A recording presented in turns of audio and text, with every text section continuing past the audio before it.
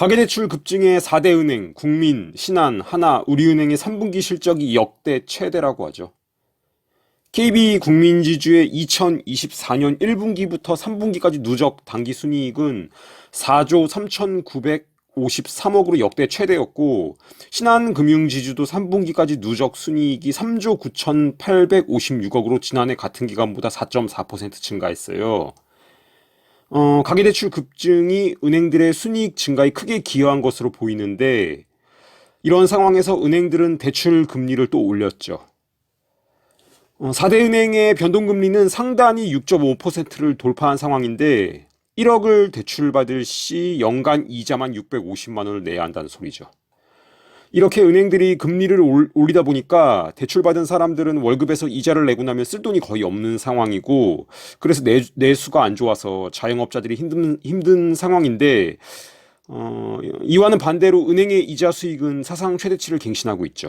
4대 금융지주의 올해 2024년 연간 순이익은 17조 원을 넘어 역대 최대가 될 것이라는 전망이 나왔는데, 뭐 반도체를 만들거나 자동차를 만드는 게 아니라 돈 빌려주고 이자로 걷어들인 순이익이 17조라는 게, 뭐 뭐라고 할 말이 없네요.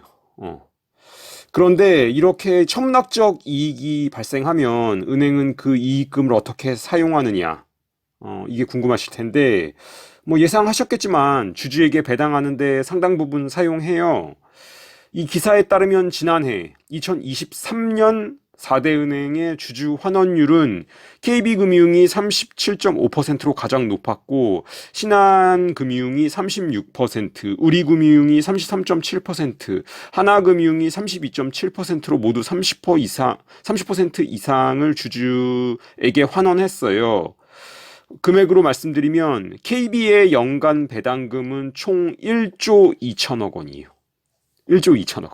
엄청난 돈을 배당금으로 지급하고 있죠. 이 1조 2천억이 KB금융지주의 주식을 소유한 사람에게 배당되는데, 그렇다면 누가 KB금융지주의 주주인가? 이게 또 궁금하실 텐데, 뭐 역시 예상하셨겠지만 그들 글로벌 금융 자본이 대주주예요. KB금융지주 같은 경우는 외국인 지분율이 76.8%인데, 그러니까 이제 KB국민은행은 이름은 국민은행이지만 실제 주인은 한국 국민이 아니라 외국인, 다른 말로 글로벌 금융자본이다. 이렇고 전체 주식 중에 76.8%, 거의 80%를 이들이 가지고 있다. 이런 양상은 뭐 하나은행, 신한은행 다 마찬가지예요. 하나금융지주는 70.1%가 외국인, 신한금융지주는 61.2%가 외국인 소유예요. 우리금융지주는 외국인 지분이 상대적으로 낮은데 42.5%예요. 여기는 그래도 절반 이상을 한국인이 가지고 있어서 그나마 나은데, 여기를 제외한 다른 세 곳의 3대 은행은 70%나 그 이상을 외국인, 다른 말로 글로벌 금융 자본이 가지고 있어요. 우리나라 은행들이 이렇게 된 건 이제 IMF 시기를 거치면서인데, 우리나라 은행들이 이렇게 돼버린 현실이 안타깝고, 접근 가능한 정보로 보다 자세하게 은행들의 지분 구조를 살펴보면, KB금융지주 같은 경우는 전체 주식의 6.2%를 블랙락이 갖고 있어요. HSBC가 4.43%, MFS 인터내셔널이 4.7%를 갖고 있고, 이 셋만 더해도 16%죠.